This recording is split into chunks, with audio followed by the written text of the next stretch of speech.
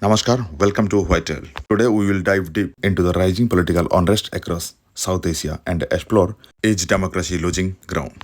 Democracy, once heralded as the beacon of people's power, now faces a turbulent reality in South Asia, a region rife with corruption and authoritarianism.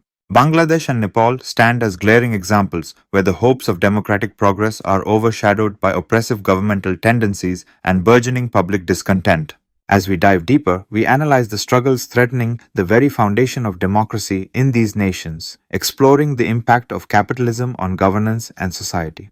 Bangladesh's political landscape took a dramatic turn in August 2024 when mass protests led to the downfall of Prime Minister Sheikh Hasina. Many believed this uprising heralded a new era of democracy, yet the subsequent events painted a grim picture. The interim government led by Nobel laureate Muhammad Yunus promised necessary reforms but failed to deliver. Instead, arbitrary detentions and violent crackdowns on dissenters multiplied.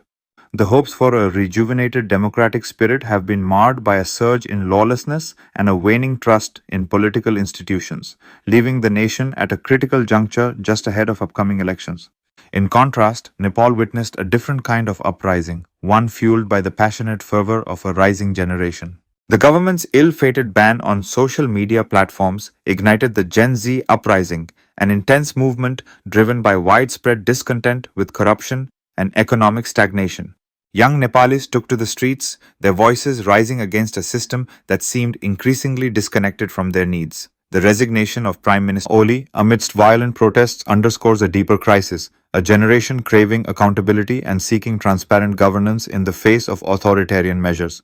These narratives from Bangladesh and Nepal illuminate a broader reality, the struggles of democracy under capitalist pressures. In their quest for economic stability, governments have often prioritized control and suppression over essential democratic values of accountability and dissent. Bangladesh's development, once hailed for its potential, is marred by corruption and oppression, while in Nepal, the government's focus on information control betrayed its own citizens' needs for engagement and dialogue. As progress becomes wedded to capitalist ambitions, the soul of democracy risks being sacrificed on the altar of economic growth. India stands as a prominent figure in South Asia, heralded as a beacon of democracy. Its vibrant electoral processes and active civil society exemplify its commitment to democratic ideals. However, as the political landscape evolves, signs of erosion begin to surface. Centralization of power, heightened political polarization, assaults on journalistic integrity, and an alarming rise in wealth inequality paint a complex picture. Once seen as a model for the region, India now grapples with the delicate balance between maintaining democratic values and confronting growing authoritarian tendencies that lurk beneath the surface.